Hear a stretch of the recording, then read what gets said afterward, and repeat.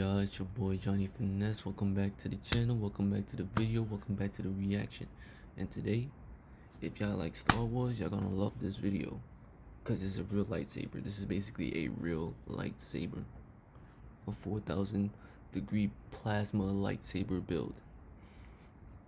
If you're new to the channel, please hit that subscribe button. Also tap the bell notification so you don't miss a thing again.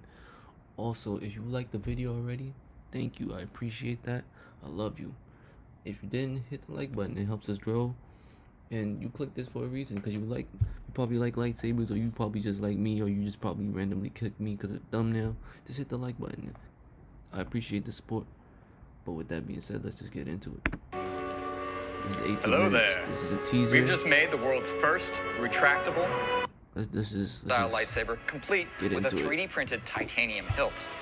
A protosaber, of course, pinnacle of sci-fi tech, and probably one of the most sought-after fictional technologies ever. As you know, we've been developing different lightsabers, or like they're called in Star Wars lore, protosabers, for the past 4 years now.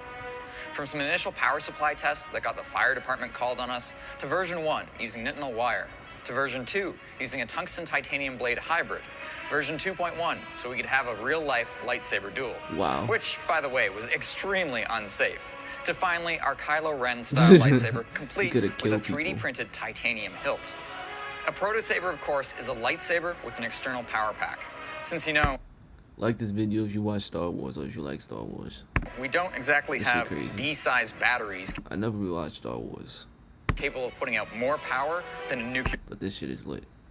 Power plant, which, by the way, is what you'd need for a lightsaber to function like it does in the movies.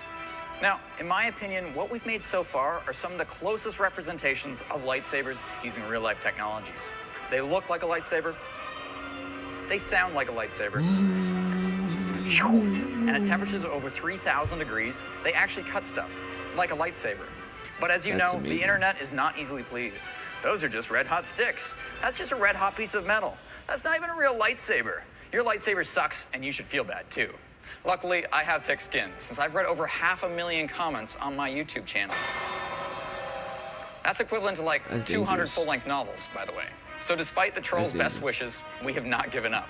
Which is good, since, you know, you could count on one hand the amount of people in this world actually working on lightsaber tech. Anyway, how the heck do you make a plasma-based lightsaber? Well, best theories say that plasma is held in a beam by a magnetic field, which scientifically checks out. You see, the issue is, producing a strong enough electromagnetic field to contain a blade, well, the lightsaber would quite literally have to be built in this background. He's ready for war. He's ready for war. You got the samurai sword, you got the hammers, you got the gas masks, you got hammers, you got big ass bullets. Nigga, I don't know what this is, but this looks dangerous. Inside of a box coated in electromagnets, which turns it into kind of a useless science project. Ooh, I made a lightsaber. Luckily, we've come up with an alternate solution to control the flow of plasma, which allows us to make a retractable blade and even change its color. We're going to be using laminar flow. You know, that cool thing where liquids flow smoothly? Yeah. We actually teased this project months ago on our Instagram, which maybe we shared too soon, since it's resulted in almost all new comments being, "Where is the lightsaber?" Where's the lightsaber? I mean, come on, guys. It might not be brain surgery, but building a lightsaber is basically rocket science.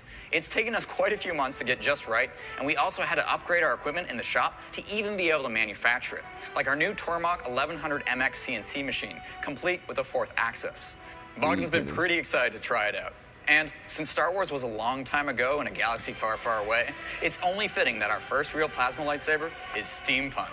I think it's Bogdan's turn to design that hilt. Steampunk is a subset of science fiction, which incorporates antique design aesthetics from the 19th century with modern technologies. When I was scrolling through to get some design inspirations for the lightsaber, I came across this picture, and it instantly caught my attention. I think steampunk would be great for this design because we're going to be using a lot of gauges, valves, copper tubing, and regulators, which are going to look perfect in this installation. Here's the final design of our lightsaber hilt. It incorporates lots of materials, including brass, copper, stainless, glass, and even leather. I kind of don't care about this, but the channel I don't care. I've even decided to add the kyber crystal heating chamber using some work. I kind of care. Put some gloves on. Sorry. Can't get any smudges on a lightsaber. That is incredible. I think you've outdone yourself on this one, Bogdan. Look at the detail in that. If that's not steampunk, I don't know what is. But the real question is, how are we going to power this? Even with all of our new equipment and capabilities here at Hacksmith Industries, we're still kind of bound by the laws of thermodynamics, which means we're still going to have to make this into a proto-saber with a power pack separate from the hilt. Now, we've made incredibly energy-dense power packs before, but in order to get enough power for a plasma-based lightsaber, we're going to have to use something with more energy-dense fuel. In this case, LPG, compressed liquid propane gas, which can give us 50 times more energy per kilogram than a LiPo. Now, that's a pretty incredible difference. And the cool thing, you probably have this right at home. We're talking about normal propane that you use in your barbecue. So how do we turn propane into a superheated beam of plasma? The answer lies with one of the most satisfying demonstrations of physics phenomena of fluids, laminar flow. Basically, we need a large array of laminar flow nozzles to create highly concentrated flow of gas to create a plasma beam.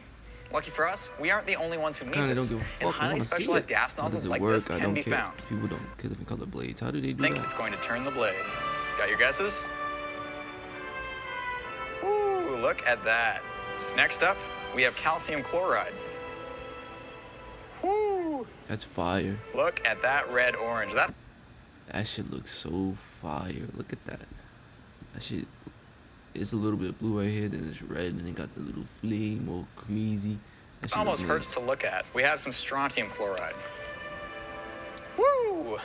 Nah, that shit is just dark red. That shit look nice. That is like a road flare. This actually hurts to look at. Look at that. Finally, we have some sodium chloride, also known as salt. Salt. That's why we don't Ooh, use and salt. look at that. We've got Ray's lightsaber right here. Is that not cool? So we're able to produce a blue lightsaber. Which saber would you pick? Put that in the comment section down below. I would pick green. I ain't gonna lie, I'll pick green. Because amber, red, and yellow look similar. Blue is cool, but green is like, who got green? Nobody usually picks green. Everybody would probably pick blue or red. Nobody's not really picking green, so I'm picking green. Lightsaber, a green lightsaber, a red lightsaber, an amber lightsaber, and even a yellow lightsaber. How awesome is that? That shit is wavy. I should probably turn this off, though.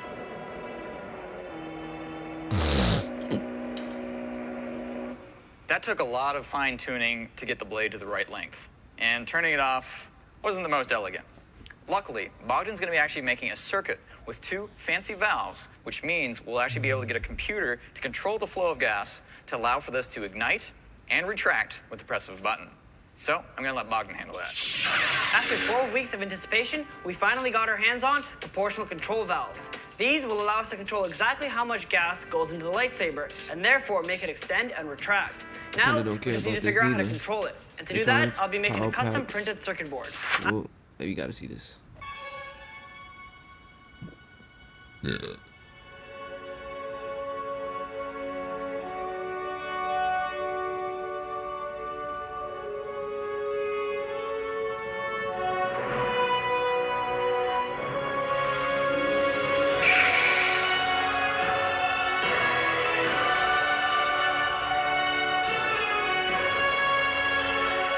That's beautiful.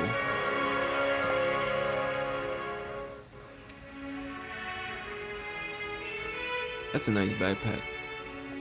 Wish my backpacks was like that. We did it. The world's first retractable plasma-based lightsaber. Now, obviously, we're going to have an amazing test video for this.